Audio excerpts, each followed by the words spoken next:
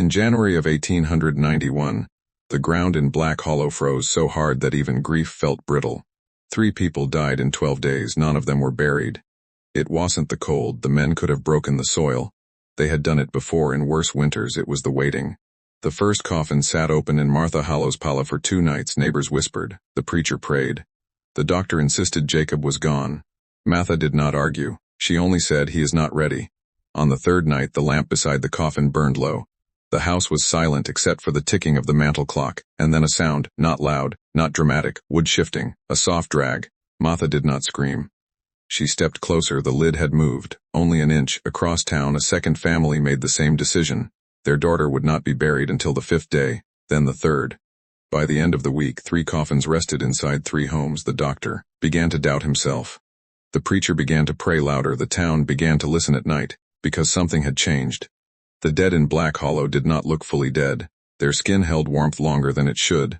Their eyes never quite settled, and sometimes very late floorboards creaked in houses that should have been still. By the 10th night the first coffin was found empty. There was no broken window, no forced door. Only a house full of witnesses who swore they never heard it open. And a town that suddenly understood. If you bury too soon you may be burying someone who is still waiting to wake. The town that delayed the dead. Black Hollow did not fear death, it feared timing. The valley sat folded between 2 ridgelines like a hand cupping something fragile. In winter smoke from chimneys hung low and unmoving, trapped beneath a ceiling of gray sky. Nothing traveled quickly there, not news, not strangers, not forgiveness. But in January of 1891 something began moving too slowly. Jacob Harlow was the first, 34 years old, strong shoulders. No history of illness. He had been splitting wood at dusk when he collapsed face down into snow that hadn't yet frozen solid. By the time they carried him inside, his pulse was a whisper. By midnight it was gone.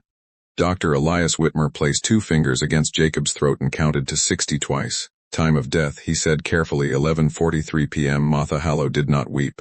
She only nodded. In Black Hollow, grief was private, but something about her stillness unsettled the room. Women adjusted shawls, men stared at their boots.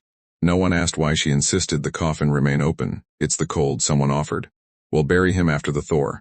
But the ground was only part of it. Jacob did not cool the way the dead were supposed to cool. By morning his skin still carried a faint warmth. By afternoon the faintest color remained beneath his cheeks. The doctor blamed insulation, thick blankets, the slow retreat of heat from muscle. Martha said nothing. On the 2nd night neighbors gathered in the parlor, candles burned, psalms were murmured. The coffin rested open, Jacob laid neatly within, hands folded, jaw tied, closed with white cloth. And yet there was something in the room, a resistance, an unfinishedness. When the clock struck midnight a draft slid across the floor. The flame beside Jacob's face flickered violently. Several women gasped. A man muttered that the house was settling. Martha stepped closer to the coffin. She leaned in, so near her breath brushed her husband's lips. And for the briefest second she thought she felt air, not leaving, entering. The next morning the 2nd death occurred. Little Anna Price, age 9, fever, then stillness. Her father carried her home himself, boots leaving deep impressions in snow. The town expected burial within 24 hours. Instead, the Price family kept the coffin in their front room. 3 days, her father insisted, just 3. Dr. Whitmore objected more strongly this time. This is not proper, he said. Delay encourages superstition. But Black Hollow had already begun to whisper. 2 deaths in 3 days, neither buried, neither fully cold. On the 3rd day, Anna's eyelashes appeared darker, her lips less pale. Mrs. Price fainted after swearing she saw her daughter's fingers twitch beneath the lace cloth. The doctor insisted it was muscle contraction. The preacher insisted it was temptation. The town began to insist, unwaiting. By the end of the week no one in Black Hollow was buried before the 5th day. The coffins remained inside homes, lamps burned through the night. Families took shifts listening, not for cries, for movement. Then came the 3rd death.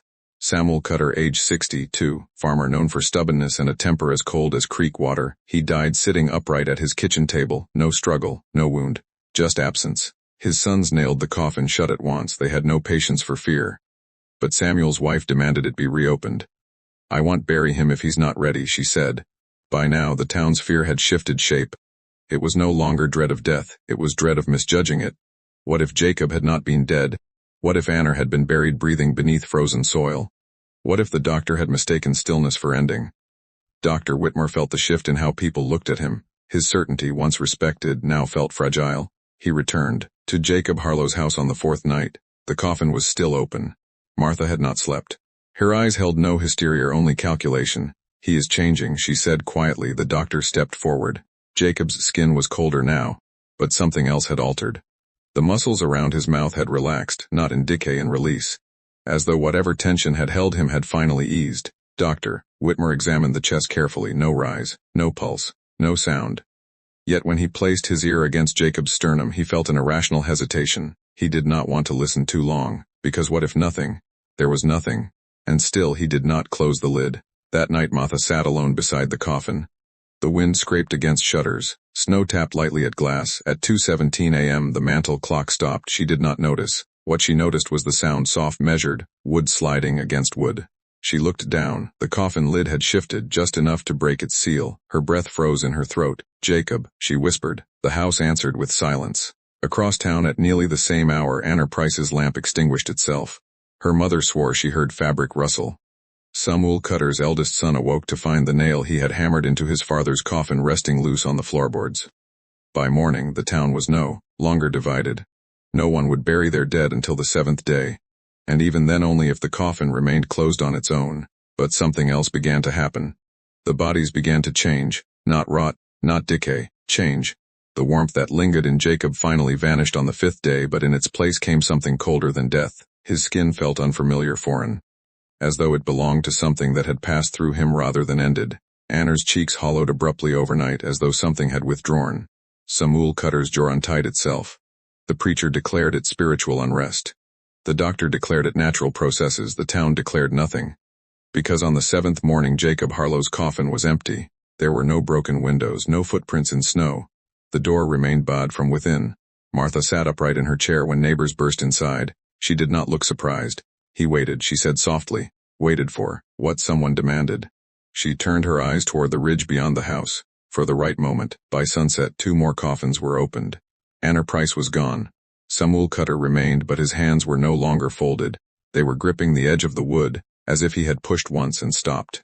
Black Hollow did not bury anyone after that. It began counting days instead. 1, 2, 3. Waiting for something to decide whether death meant departure or delay. The knock from inside.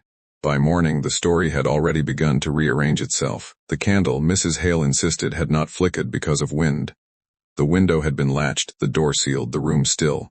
Yet the flame bent sideways sharply, like something had exhaled across it. Her husband did not argue. He did something worse. He said nothing. By noon, 3 women from town had arrived to prepare the burial properly. They avoided looking directly at the small coffin. The lace cloth had been re-smoothed. The girl's hands folded again. Her lips, still faintly parted, now pressed closed. No one mentioned the candle. Until the sound came. It was soft, wooden, hollow, a knock, not from the door, not from the window, from inside the coffin. The women froze. One dropped the basin she was holding. Water spilled across the wooden floor and pooled beneath the bed. Another knock, slower, measured, not frantic, not desperate. 3 knocks, then silence. Mrs. Hale's breath left her in one sharp animal sound. She rushed forward. Her husband grabbed her shoulders before she reached the coffin. "It's the wood settling," he said. But he did not look at the coffin when he said it. He stared at the wall behind it. The third knock did not come, and that absence felt intentional. The town buried her that afternoon. Closed casket. Quick service. The preacher's voice trembled only once when he said the words, "Rest in peace." Afterward, small conversations began to ripple outward. Whispers carried carefully between fence posts and porch rails. Hadn't old Mr. Carter heard something similar when his daughter died in '98? Hadn't Mrs. Bell sworn her son's coffin felt warmer than it should have? Stories, once spoken, began linking themselves. But there was something new, something structured. 3 knocks, always 3. 2 nights later, the Hales' front door received the same rhythm. Knock, knock, knock, not loud, not urgent, measured. The father stood from his chair slowly. He opened the door. No one stood outside. Fog lay low across the yard. The barn door creaked gently in the distance. Nothing else. He closed the door. 10 minutes later, the back door received the same 3 knocks. The pattern had moved. Within a week, 2 more families reported the same phenomenon.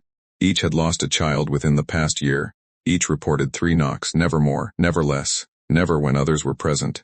Only when someone sat alone. Only when silence had stretched long enough to become unbearable. And always, always after midnight. The town doctor dismissed it as grief. Collective nervous strain, he said. The mind seeks meaning in random sound. But then he heard it himself. 3 knocks, on the inside wall of his office. From the room where he had examined the Hale girl, the sound did not echo, it felt close. Too close. He moved his desk. The next morning, the preacher began to suspect something theological. 3 knocks, 3 days, 3 denials. The number followed him into his sleep. He began waking at exactly 3:3 every night, without fail.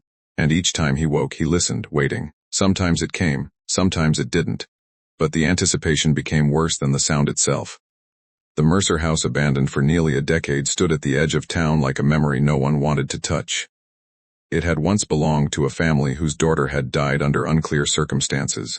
Before burial, before confirmation, before certainty, the house had been vacated within weeks. No one spoke about why.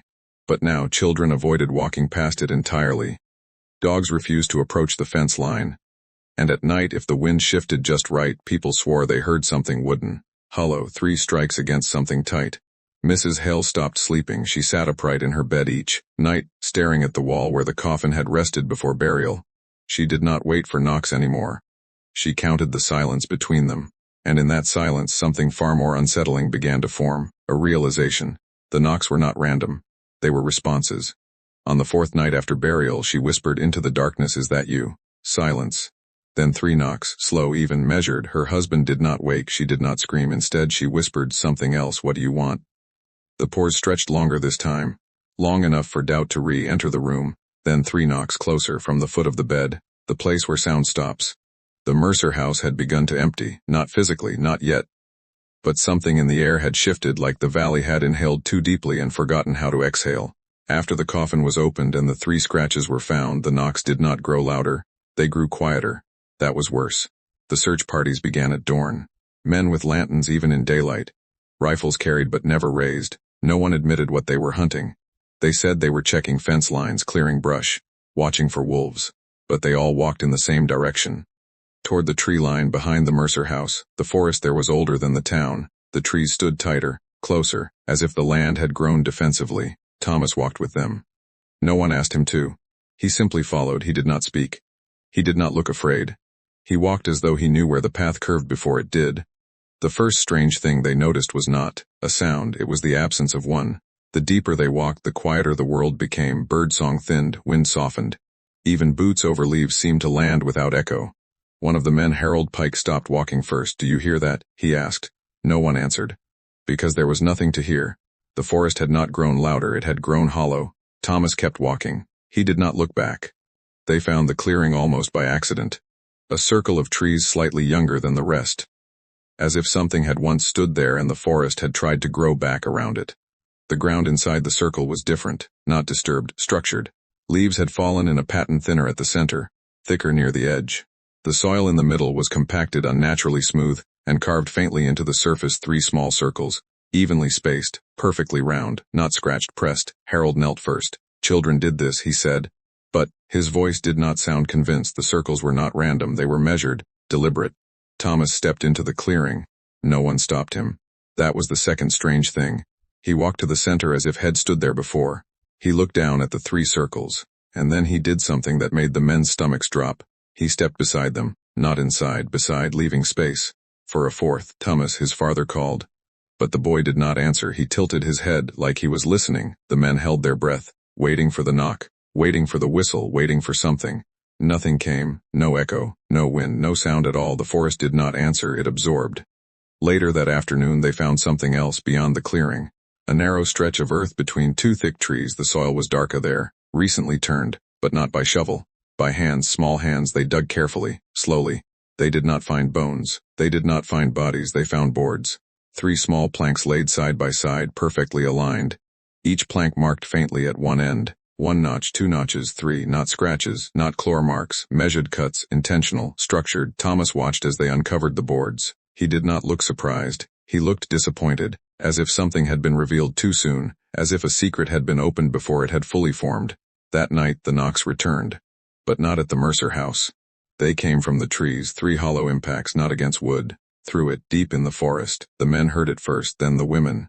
Then the children. 3 pores, 3 pores, 3. But the direction was wrong. It did not come from inside walls, it came from where the clearing stood. The preacher arrived the next morning. He did not speak to Thomas. He walked straight into the woods, straight to the circle. He stood in the center. closed his eyes and waited. After several minutes he opened them and said quietly, "This place was built to hold something." Harold frowned. "Built?" The preacher nodded. "Yes." He gestured around the trees. "This is not where something happened." He pointed at the 3 pressed circles. "This is where something was repeated." Thomas spoke then. For the first time all day. "They don't like when you dig," he said softly. His father stiffened. "Who?" Thomas looked confused. "Not who," he paused. "What?" The men exchanged glances, because the pattern was no longer random. The circles in the dirt, the 3 planks, the 3 scratches in the coffin, the 3 knocks, not chaotic, consistent, intentional, and the clearing had room for more. The room that was never meant to echo. The Mercer house did not creak that night. It did not groan under wind or settle against cooling air. It simply held itself upright in silence, as if bracing. The forest had gone quiet. The clearing had reshaped itself. The 4 pressed circles remained undisturbed. But inside the house something subtle shifted. Not a sound, a space. Abigail felt it first. She was not looking for it. She had stopped listening for knocks. Stopped counting in her head before sleep. Yet sometime after midnight she woke, not because of noise but because the air in her room felt thicker. Like a door had been opened somewhere, not physically, structurally. She sat upright slowly. The hallway beyond her door was dark, but darker than usual. She stepped barefoot onto the wooden floorboards. They were cold.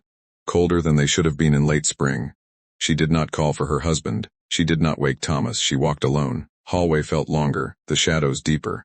And halfway down, near the place where the coffin had rested days earlier, she noticed something different. The paneling had shifted, not cracked, not warped, shifted. 3 vertical boards were slightly misaligned, barely visible. But enough. She reached forward and pressed one gently. It moved, just enough to reveal a thin seam. Her breath caught, because the house was not built to echo, but it had been built to contain. The board gave way with almost no resistance. Behind it a hollow, not large, not deep, but deliberate. Inside the narrow cavity rested something wrapped in cloth. Old cloth, older than the house's current paint. Abigail hesitated, then she pulled it free.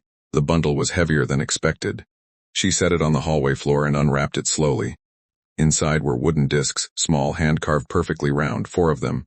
Each one marked faintly along its edge 1 notch, 2 notches, 3, 4. Her stomach tightened. Because the forest clearing had 4 pressed circles, and the boards beneath the soil had held 3 marked planks. But here inside the house was something that predated both. She heard movement behind her. Thomas, standing in the doorway of his bedroom, watching.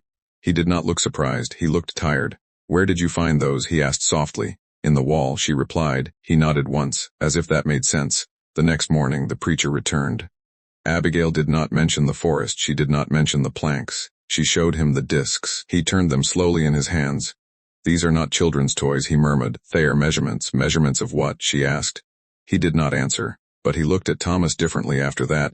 Not suspicious, not afraid, assessing. That afternoon the men reopened the forest clearing. The 4 pressed circles were still there, but something new had appeared at the center, a 5th indentation. Faint, not as deep, as if attempted, not completed. The soil around it was disturbed unevenly. Harold crouched down. "It's not finished," he whispered. Thomas stood behind him, silent, his jaw tight. Back at the Mercer house, Abigail laid the wooden discs on the kitchen table. 4 of them, each measured, each intentional. She arranged them in a line. 1, 2, 3, 4. Thomas watched from the doorway. She slid the 4th disc slightly away from the others, creating a gap, a break in structure. The air in the room felt heavy again. Thomas stepped forward suddenly. "No," he said sharply. She looked up. It was the first time he had raised his voice since the funeral. "Why not?" she asked calmly. "They have to stay in order." "Why?" He opened his mouth, closed it. His fingers tapped the table unconsciously 3 times, paused 3 times. That night the knock returned, not from the wall, not from the forest, from beneath the floor. 3 dull thuds, muted, close, directly under the kitchen table. Abigail did not move. She did not scream. She did not wake her husband. She listened. 3 pores, 3 pores, then silence. She looked at the discs. They had shifted slightly. The 4th had rolled closer to the others, as if the house disliked imbalance. The following morning the preacher asked to see the cellar. There was no formal cellar. Just a crawlspace beneath the house, accessible from a small exterior door near the back steps. Harold pried it open. The air inside was damp, stale, unmoved. Lantern light revealed dirt floor and supporting beams, nothing else, no bones, no boards, no circles. But as the men stepped carefully across the soil, they noticed the pattern under the beams. 4 evenly compacted patches of earth, aligned precisely beneath the kitchen table. Harold swallowed. "Thomas," he said slowly. "Why 4? Thomas did not answer. Because he was not looking at the ground, he was looking at the fifth space, the one not yet compacted. That night Abigail moved the discs again. She removed the fourth entirely, locked it inside a drawer, left 3 on the table. The house felt wrong immediately. The silence was not quiet, it was restrained, like something holding breath. Thomas sat, across from her, staring at the empty space. "They want like that," he whispered. "Who?" she asked again. He shook his head. "No," she replied calmly. "I don't." The knock came once that night, only once louder. Directly beneath Thomas' bedroom. He did not sleep after that. He sat upright until dawn, listening, waiting. But nothing followed. No rhythm, no repetition. Just the single impact, as if the pattern had broken and something had answered differently. The next day, the fifth indentation in the forest clearing was gone, flattened, erased. The 4 circles remained unchanged, perfect. The fifth space beneath the Mercer house remained untouched. For now. And the wooden disc in Abigail's drawer felt heavier than wood should feel. Because structure, once discovered, demands completion. And whether the forest began the pattern or the house toward it no longer mattered. What mattered was this: the circles were not accidents. The knocks were not echoes. The structure was not ancient. It was being maintained, and someone had to decide whether to keep counting. Or to stop. The pattern that wanted to be finished. By the time the fifth disappearance occurred, Black Hollow had stopped pretending coincidence was a comfort. People no longer spoke of fever. They no longer spoke of sleepwalking. They did not speak much at all. The forest had grown quieter than it should have been, and Thomas Mercer had grown quieter than anyone. The fifth name was written in the church ledger on a Sunday morning in handwriting that trembled harder than usual. Elias Carta, age 11. Gone sometime after dusk. No broken latch, no disturbed earth near the windows, no sign of struggle, only a single thing out of place: the whistle. It had been found on the edge of the Carta property, hanging from a low branch as if placed carefully, not dropped. The same small wooden whistle the boys had been playing with weeks before, the same one that had once belonged to Thomas. The grain pattern was unmistakable. The notch at the mouthpiece was his. The town did not need to say it out loud. They simply looked at Thomas differently now. Reverend Caldwell called him into the study on Tuesday evening. The room was warm from the stove, but Thomas felt cold. "Did you give Elias the whistle?" the Reverend asked. Thomas shook his head. "Did you meet him near the trees?" Thomas shook his head again. The Reverend watched him carefully. He had baptized Thomas. He had watched him grow from a quiet child into a quiet young man. Silence had once seemed harmless. Now it felt strategic. "You have been to the forest," the Reverend said. Thomas did not answer. The Reverend leaned forward. "Do you hear it?" Thomas looked up sharply. "Hear what?" "The whistle." Thomas swallowed. "No." But his voice carried something brittle. The search party returned to the clearing that afternoon. The circles were there, 4 complete, and 1 more. The fifth circle had been pressed deeper into the earth than the others. The spacing was exact, measured. The dirt was not disturbed around it as though someone had dug or struggled. It had been compressed evenly, as if weight had been applied deliberately. And beside it in the soil 5 small straight marks, parallel, like tally marks carved by a careful hand. The sheriff stared at them longer than he should have. He did not want to understand what they meant. Back at the Mercer house, Abigail sat alone at the kitchen table. The wooden discs lay before her. She had never touched them before. They had always been Thomas. She lifted one, the smallest. She turned it over in her palm. A faint 5th notch had been scratched into its edge, not recently, long ago, hidden within the grain. Her breath caught. There had always been 5, not 4, 5. The pattern had never been incomplete. It had been waiting. That night, Thomas stood at the tree line again. The forest was still. No wind, no insects, no movement. He placed the whistle between his lips. He did not blow. He waited. The silence pressed in around him, and then a sound, not a whistle, not an echo. A breath, close, behind him. Thomas did not turn. He whispered instead, "I did what you wanted." The trees did not move. I kept count. The silence remained. I finished it. For the first time, there was no answer. The next morning, the 5th circle was gone.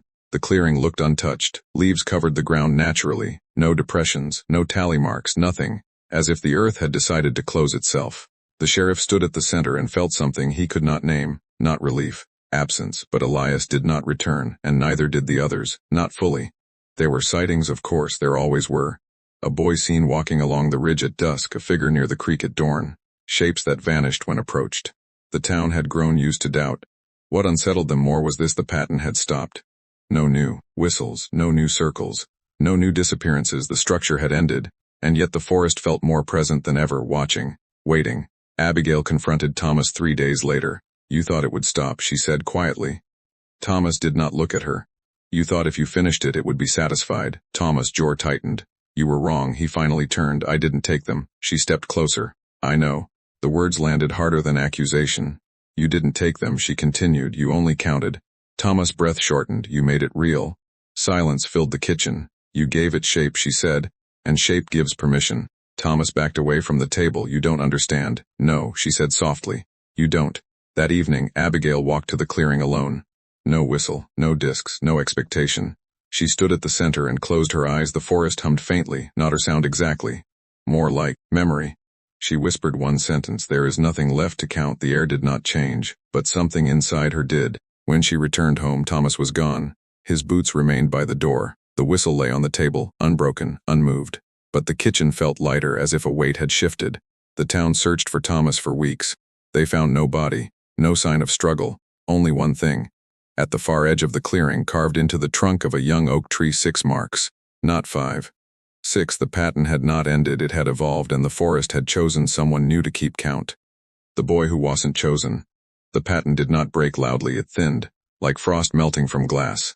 After the 6th mark appeared on the oak tree, Black Hollow waited for the next disappearance.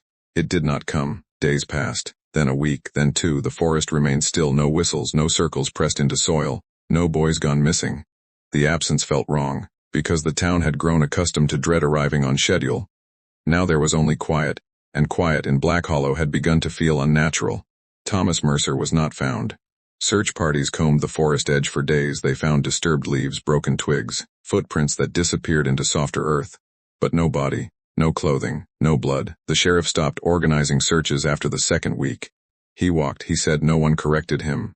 They did not know whether he meant Thomas had walked away, or had been walked somewhere. In the Mercer kitchen, Abigail sat at the table where the wooden discs had once rested. She had burned them, one by one.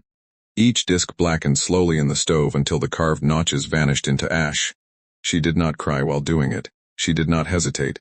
But when the final piece collapsed into coals, she felt something shift. Not relief. Recognition. The pattern had never needed the discs. They had only helped Thomas see it. The forest did not require tools. It required attention. And attention, once given, rarely returned to silence.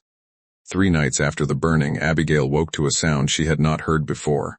Not a whistle, not wind, a hollow knock once, then twice, from beneath the floor. She sat upright in bed. The sound did not repeat. The house felt as it always had, old wood expanding and cool air beams settling. She told herself it was that. She lay back down, and did not sleep. The following morning, a boy named Samuel Whitlock did not answer when called for breakfast. His mother searched the house, the barn, the creek. He was not there, but he was not gone. He was found at the edge of the Mercer property, standing alone at the tree line, facing the forest, silent. When asked what he was doing, he answered simply, I was listening. Listening for what, he did not know, but he said something else that unsettled the sheriff. It didn't call me. That was new. For the first time since the disappearances began, a boy had approached the forest and not been taken. The town did not know whether to feel grateful or rejected. The Reverend visited Abigail that afternoon. He did not sit. He stood in the doorway of the kitchen, hat in hand. You burned them, he said. She did not pretend confusion. Yes. Why? Because he believed they mattered. And you don't. She looked toward the window. The trees stood motionless beyond the yard. I believe the pattern mattered, she said quietly, not the wood. The Reverend swallowed. And do you believe the pattern has ended? She did not answer. That night, Samuel Whitlock returned to the tree line. No one had told him to. He did not carry a whistle. He did not carry fear. He simply stood.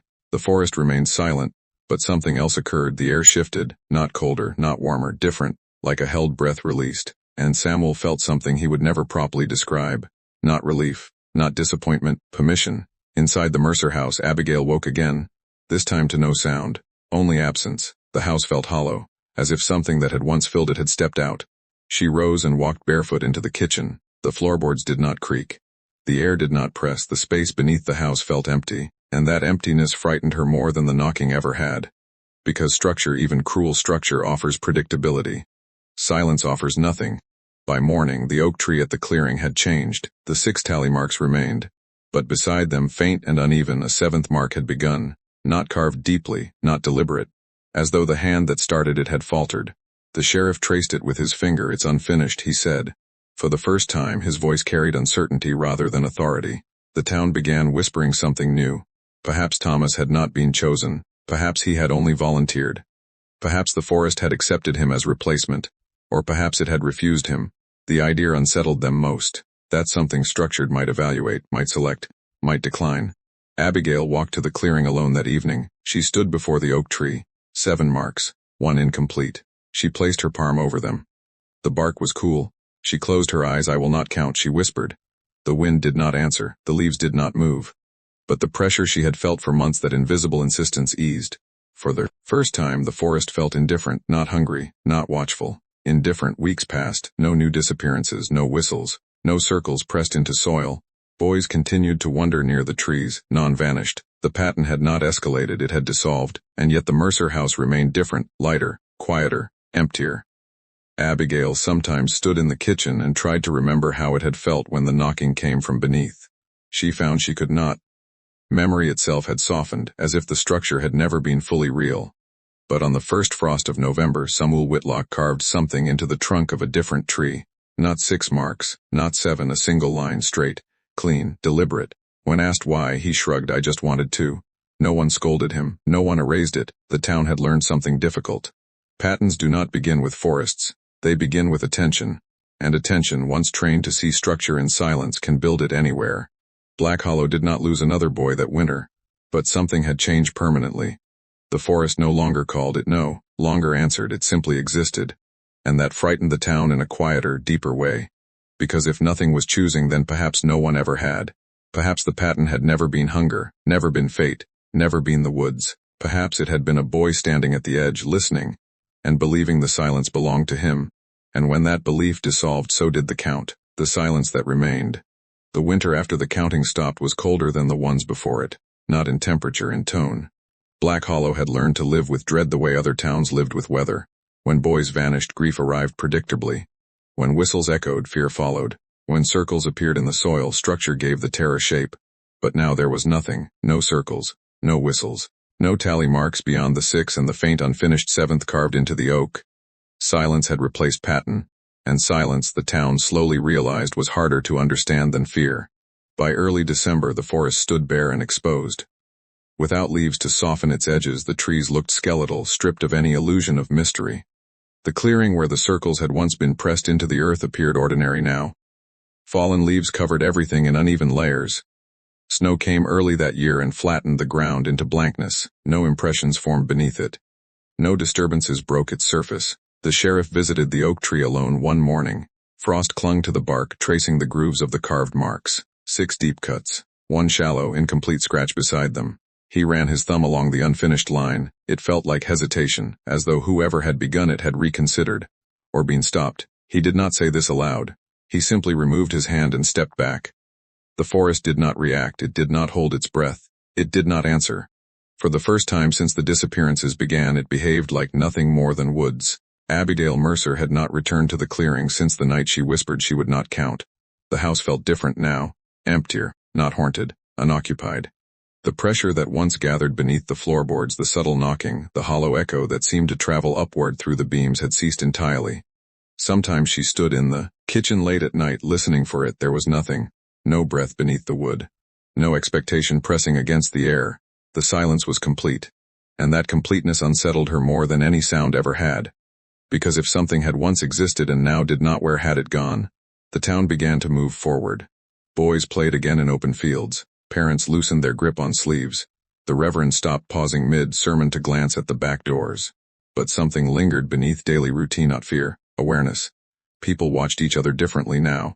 Especially the boys, especially the quiet ones. Especially those who stood alone near the tree line longer than necessary. Samuel Whitlock had stopped carving into trees. He no longer wandered toward the forest. He did not speak of listening.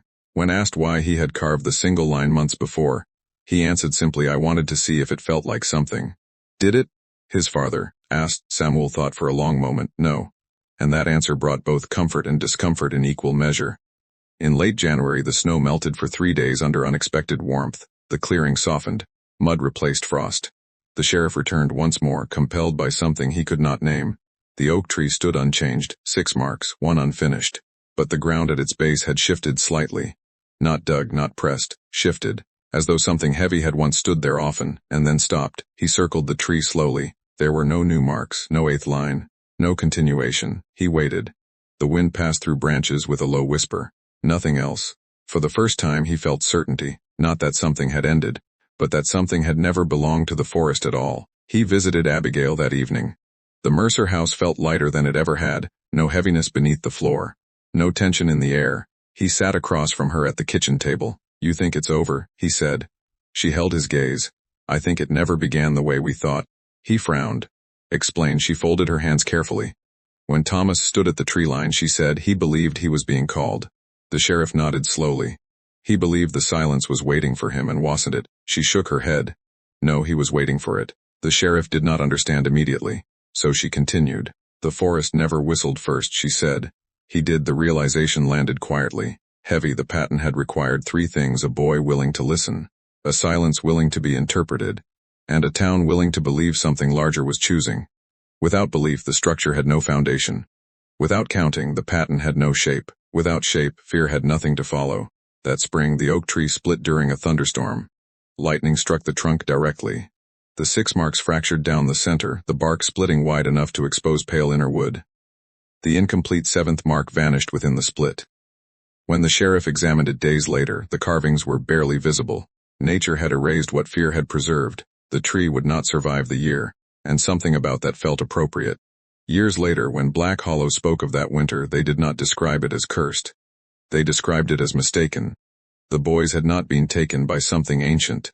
They had not been claimed by woods or spirits. They had followed a structure created by belief, and when belief dissolved, so did the pattern. Thomas Mercer was never found. Some believed he walked into the forest willingly, expecting recognition. Others believed he wandered too far into something indifferent. Abigail never speculated. She tended the house. She kept the floors silent. She refused to count anything beyond what was necessary. The final truth was quieter than anyone expected. Nothing supernatural had chosen the boys. No ancient force had demanded a sequence. What had begun in Black Hollow began with attention. A boy listened long enough to hear meaning in silence. He pressed circles into soil to prove it. He carved marks to confirm it. And the town, frightened and searching for explanation, reinforced it. The forest never asked for numbers, it simply accepted whatever shape fear gave it. When Thomas disappeared, the pattern lost its architect. When Abigail refused to count, the structure collapsed, and what remained was not dread, not relief, only silence, unclaimed, uninterpreted, ordinary. Black Hollow learned something difficult that winter. Silence does not demand completion, it does not require structure. It does not need tally marks to exist, and if you stand long enough at the edge of the trees, listening for something to answer, you may realize the only thing speaking back is your own belief. And when belief withdraws, so does the count. In the end, nothing supernatural was ever proven. No ancient curse, no forest spirit, no ritual older than the valley itself, only a boy, a whistle, and a silence that was interpreted as intention. Black Hollow did not survive because something was defeated. It survived because something was understood. The circles stopped appearing not when the woods were satisfied, but when the counting stopped. The tally marks did not fade because lightning struck the tree. They faded because belief fractured. For months, the town had searched the forest for an answer. They never considered that the pattern might have begun inside a single mind and spread outward through fear. Thomas stood at the tree line and believed the silence belonged to him. The town believed him, and belief gave shape to emptiness, structure to randomness, meaning to nothing. When Abigail refused to count, she did something far more dangerous than confrontation. She removed attention. And without attention, patterns collapse. But here is the part that should stay with you. The forest did not change, it never moved, it never called, it never demanded, it simply existed. And that may be the most unsettling truth of all. Because if silence does not ask to be interpreted, then every circle pressed into soil, every tally carved into bocce, every whisper believed to be an invitation begins with us. Some towns are haunted by what hunts them. Black Hollow was haunted by what it constructed. By the need to see order inside randomness. By the need to believe someone or something was choosing. And perhaps the final lesson is this: if you stand long enough at the edge of the trees, waiting for something to answer eventually, you will hear something. The question is not whether the forest is speaking. The question is who decided it was. This has been another file from Black Ledger Files, where patterns are examined, silence is measured, and sometimes the most dangerous structure is the one we build ourselves. If you're ready to open the next record, there is another town, another winter, another structure that should never have existed, and this time the counting began before anyone noticed. I'll see you in the next file.